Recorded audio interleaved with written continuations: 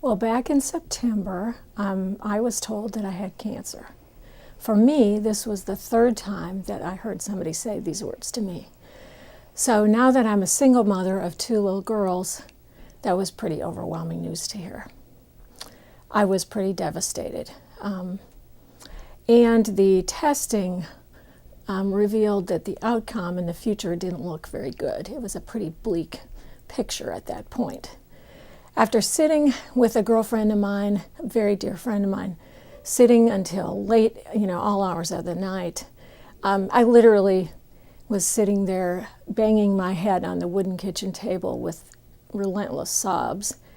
And she and I got a grip on ourselves and said, okay, we have to get a grip, we have to make a plan, we have to get it together. She's a doctor actually, and we're both people of, we like information, we like action. So we decided we couldn't just lay there and cry. So we looked at it and said, okay, these are the worst scenarios, this is the middle ground, and these are the best possibilities. And when we hit that part, that was really when my faith was tested. I felt like I knew what I needed. At that point, I knew that what I needed was what I'd been hearing forever in Sunday school and in bell choir rehearsal, prayers and praises, and I thought, I'm going to have to go there and say, I need you all to pray for me. This was a big moment for me because I'm kind of private, and I thought, this is a lot of exposure. This isn't exactly my style. I kind of like to keep my private life private and just be one of those people who's, doing what you're supposed to do. But I had a deep sense that there was no other option for me now. This was way bigger than me. God had to be involved, and all his people had to be involved. So I took a deep breath, and when I went to bell choir rehearsal, I said it. I did it. I could hardly believe I was doing it. But I said, I need you all. I need you to do this for me. And I went to Sunday school, and I said the same thing. And it was amazing because everybody's prayer list had another prayer list that had another prayer list. And pretty soon, it was overwhelming. I mean, the next thing I knew, I was on Nancy's list, which took another big gulp from me to sit in church and have them actually say my name. One day, my daughter was there, and she said, did they just say your name? I said, yeah. And I mean, even my feed guy, when I called for grain for my horses, said he was praying for me. And even a friend that we all kind of thought didn't believe anything mentioned the word prayer to me. It was amazing. Words can't describe it. I was lifted up, and I felt this calm where the anxiety that I had started to kind of be replaced by this calm. And because of that, the fear that I had started to turn slowly into being hopeful. And Reverend Bishop was pretty funny because whenever I would see him in church, he'd sneak over to me and he'd whisper in my ear, you can't be in control. Now, I'm not sure how he learned to know me so well so fast, but that was the perfect thing to say to me.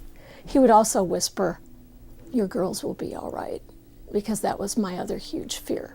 But as this all progressed and everybody was so supportive, I was getting cards and notes and kind words, and I barely knew you all. And I just knew that the girls would be all right. If there was this kind of support, God was in there. It was so visible to me. I was truly overwhelmed. I came here really originally because I was asked to sub in the bell choir. A friend of mine was in the bell choir, and they needed a sub, and she knew I played several instruments, and I thought, oh yeah, that'd be fun. And it was more challenging than I thought, and I really liked it, but I got the spirit of the people, and I'd kind of been looking for a place for my girls to really learn about God and Jesus, and we landed here, and I just look at that now and think what a huge blessing that was for us. And when I hear us sing that song, I will never be the same again, it always makes me cry because it's so, so true. It's amazing. It's just amazing.